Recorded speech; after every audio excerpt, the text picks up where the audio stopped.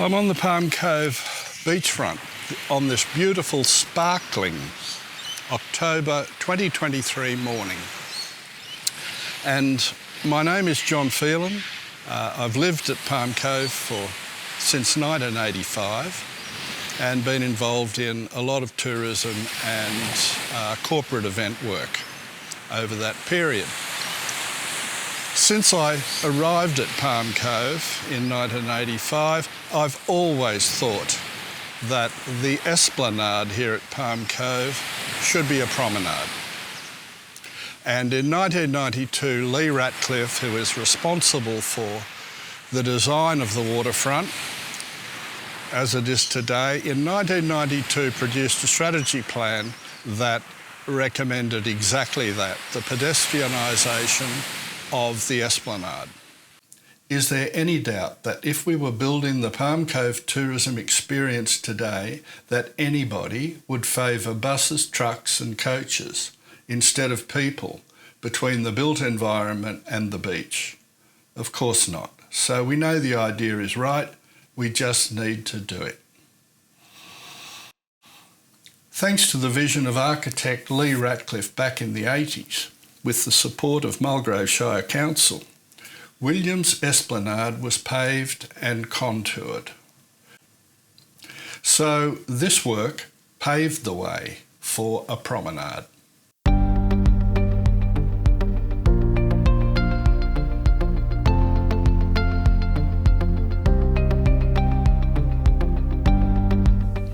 Many visitors already treat the road as a promenade. That's just how it feels. All of us who drive along the Esplanade will have experienced pedestrians walking down the middle of the road, being surprised when a vehicle appears behind them. Every tourism destination seeks its point of difference. There are many destinations on the mainland that can offer similar experiences to Palm Cove. None can offer this tropical, peaceful promenade beachfront experience. It already happens once a month from April through December for the markets, during Ironman, Reef Feast, and has happened for other occasions. So we know what it's like and we know how good it is.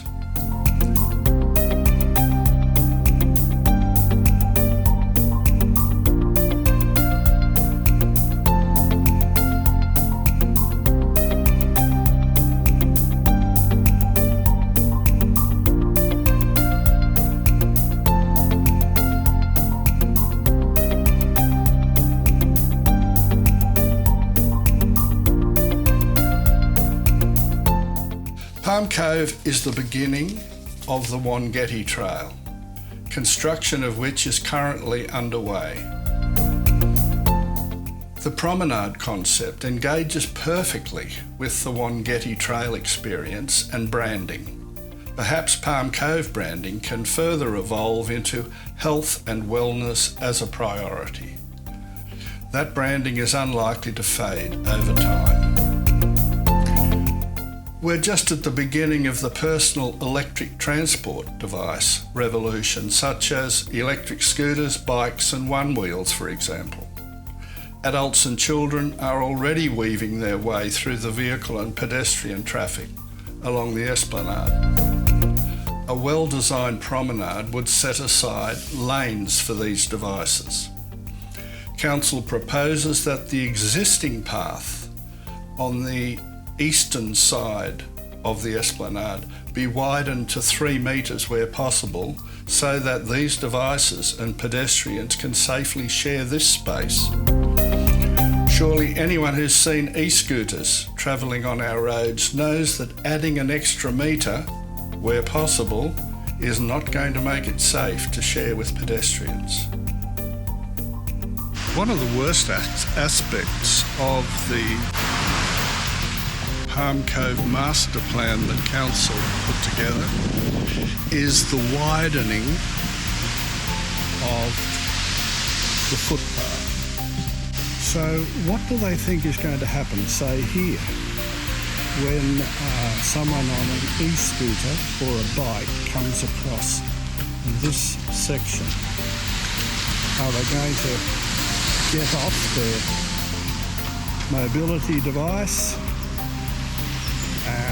to walk this section, or are they going to drive off onto the grass, or are they going to just go ahead anyway and pedestrians get out of our way?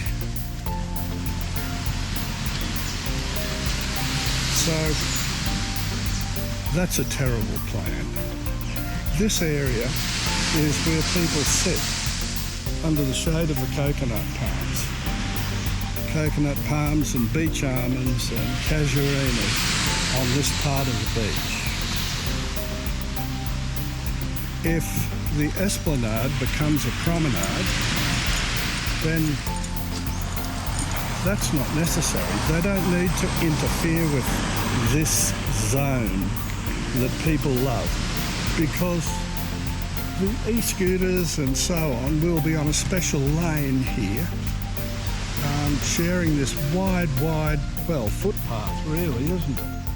That's what it is. It's a footpath that cars and buses and trucks are currently using.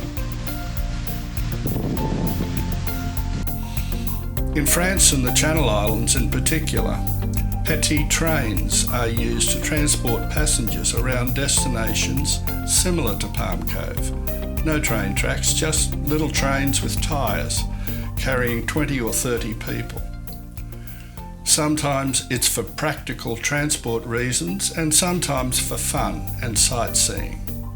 In Palm Cove it could work for both. Car parking could be resolved with a multi-level upgrade to the existing car park at the northern end and a multi-level upgrade to the Drift ex-Ramada car park at the southern end.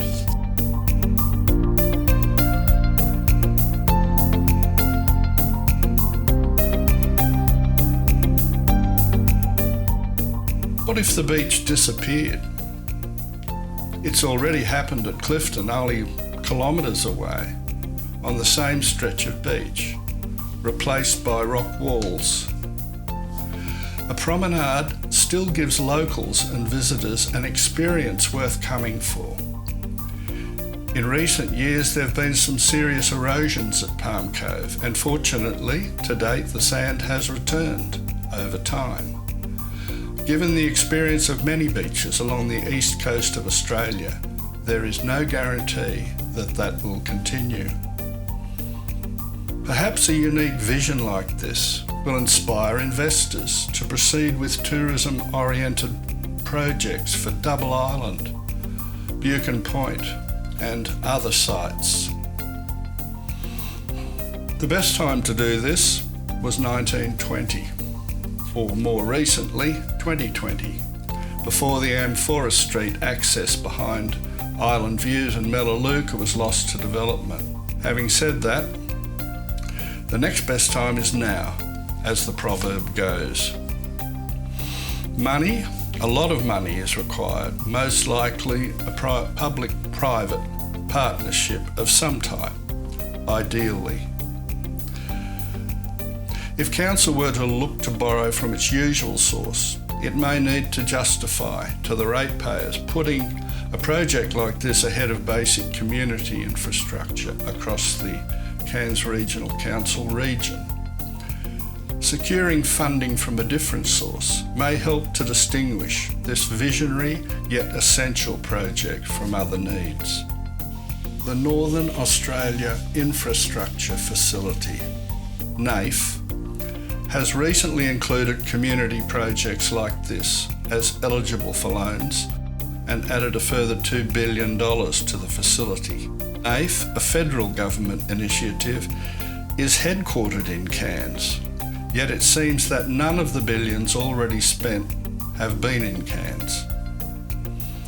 Can Palm Cove businesses and residents, together with Cairns Regional Council, embrace the Ratcliffe vision of the Mulgrave Shire Council days and deliver something unique for our future, and in the process solve the very immediate and fundamental issue of Esplanade traffic management?